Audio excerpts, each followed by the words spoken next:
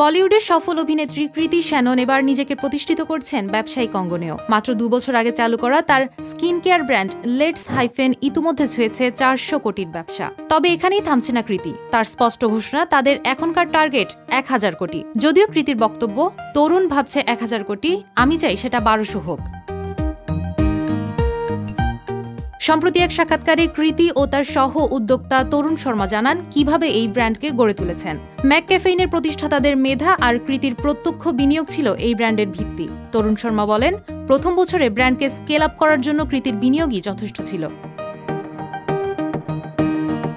কৃতি বলেন, আমরা আমাদের ভিশন বোর্ডে সব লিখে রেখেছিলাম। আমাদের প্রথম মাত্রা 100 কোটি ছিল আমাদের দুজনেরই ভাবনা। দ্বিতীয় বছরে তরুণ একটা সংখ্যা বললেই আমি ভাবতাম আরও একটু বাড়াই না কেন, কারণ জানতাম ও পারবেই। তিনি আরও বলেন, আমি বিশ্বাস করি আমরা 2 থেকে 3 বছরের মধ্যেই এই মাইলফলক ছুঁয়ে ফেলতে পারবো। বড় স্বপ্ন না দেখলে তো বড় কিছু হওয়া যায় না।